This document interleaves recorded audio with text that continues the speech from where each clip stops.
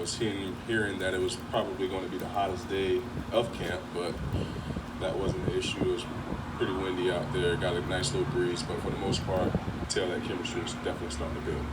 Patrick, Mike Zimmer talked about the leadership you bring as a veteran. What are some of the things you're kind of doing so far to show that leadership, especially with some of the young guys or whatever? Just showing these young guys how to study, how to understand their opponent, and how to come to work every day.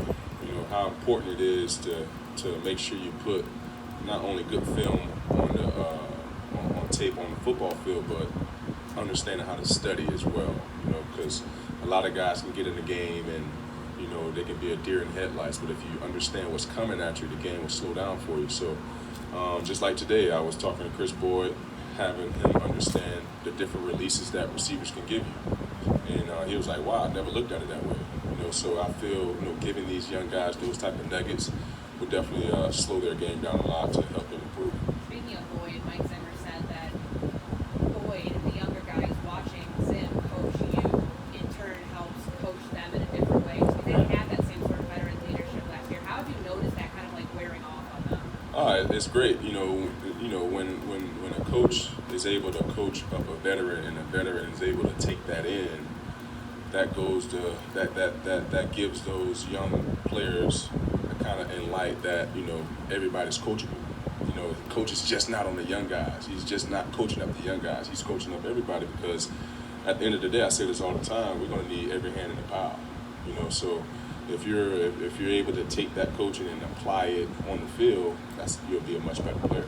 Patrick, was there a veteran in your early years that took you under their wing or helped you along? Yeah, Adrian Wilson was one of the guys who I always watch film with. I played with Adrian 2 years. Kerry Rose was another one. I had Rashad Johnson, who I played 6 seasons with.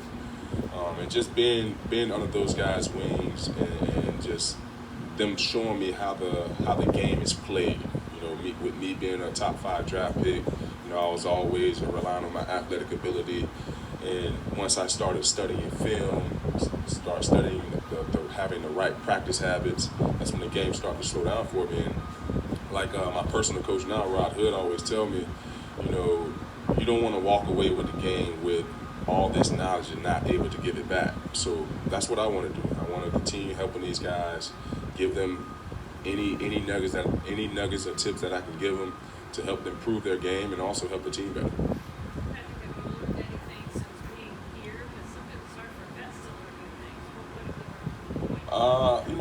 It wasn't really different because Zim had Vance at the last club I was at. They was kind of under the same coaching tree, So only thing that really changed was the terminology. The defensive scheme is kind of the same.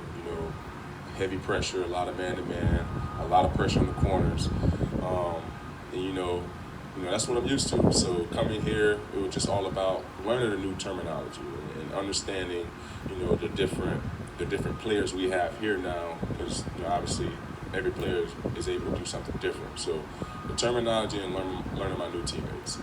Patrick, from where you're at to work out like this way, what is the biggest thing that you learned from having that experience, taking it from being on the field? What's the biggest thing that experience? I could barely hear you say it one more time. So what's the biggest thing the experience from, say, where you're at to where Chris Boyd is at? What is the biggest thing you learned from the on-field experience as opposed to just studying it on the projector or in the classroom? Yeah, it's a bunch that can go into it. Taking care of your body, like I said, watching film, and understanding what's going to happen to you before it happens. Understanding splits. Understanding if a receiver, if they come out in a flip alignment, which is the outside receivers off the ball and the number 2 receivers on the ball, 9 times out of 10, you're going to get either a dagger, China, or double slants. Just things like that. So now you're just shortening up the menu now versus covering everything. And and that's some of the things I'm telling these guys today. It's like, man, how you know that? Like, just come with film study and just understanding different splits, understanding different route combinations, and what you have to do on your assignment on that call and play. Everybody has a job to do. As long as you do your job and cover your space, you'll be in a good position.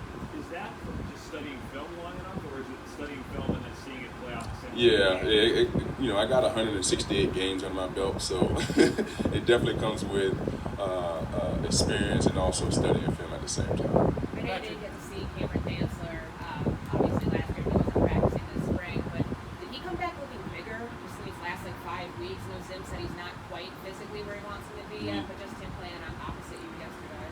I haven't really, like you said, I wasn't able to be out there with Cam. He was going through rehab and all of those things, but he looks a little bit like he gained a little bit more muscle mass from the spring. But for the most part, you can tell he's starting to get back into the groove. You can tell that he loves the game. He loves the game very much.